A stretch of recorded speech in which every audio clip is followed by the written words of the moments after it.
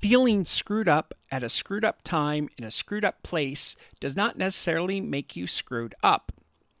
Yeah, Tori, I put that line in there just for you. What do you call a podcast about time travel? So stupid if the host didn't provide you with the next week's winning lottery numbers. Speaking of time travel, this episode was pre-recorded in front of a duct-taped studio audience consisting only of Disney's stuffed toys. Welcome to the Scotty Don't X Show, episode 20.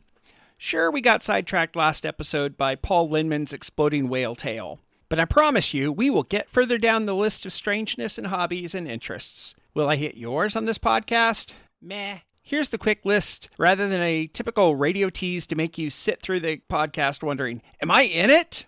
Bug fighting, soap carving, hobby horse racing, geocaching, cloud spotting, yarn bombing, extreme nail art, knife throwing, pet rocks, bottle cap collecting, hairball collecting, competitive punning, cheese rolling, extreme croquet, and competitive eating. Is not in there. Email me, ScottyDontX@gmail.com, Instagram @ScottyDontX, Facebook @ScottyDontX, and some other social medias. You can probably find me @ScottyDontX. And in that way, the X tones that you heard can be where we talk about your unusual hobbies, interests, etc., etc., etc. Bug fighting.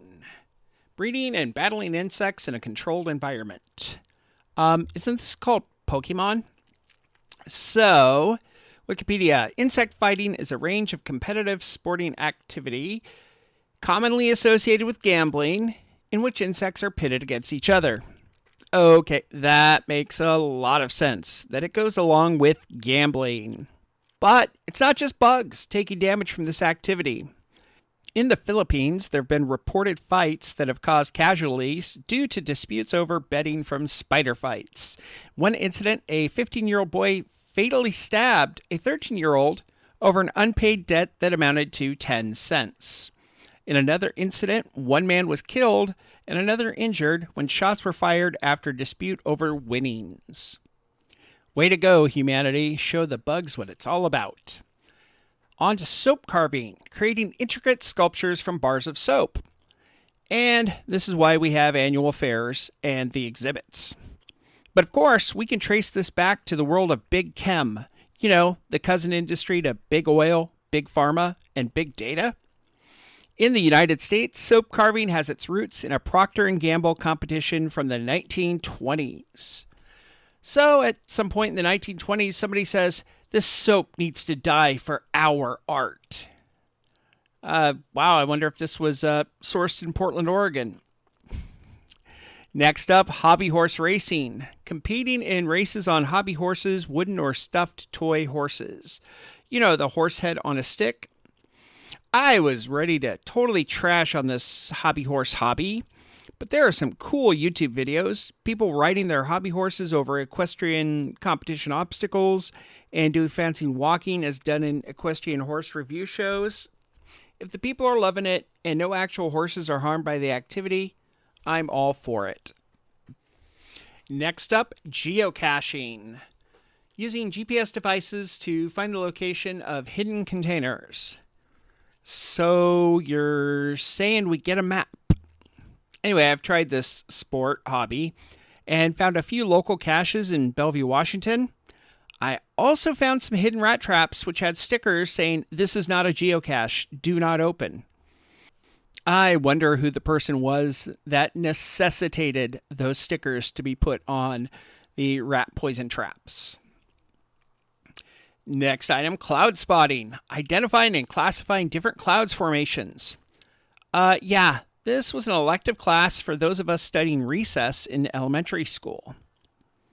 Of course, if you're studying recess in the Great Pacific Northwest and you're identifying clouds, they're gray, they're overcast, and they're everywhere.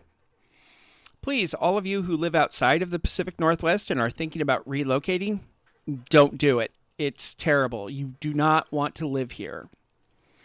Okay, now that I've protected my own backyard, let's go on to yarn bombing. Form of street art that involves knitting or crocheting colorful yarn onto public objects. I've actually seen this. Ballard area of Seattle.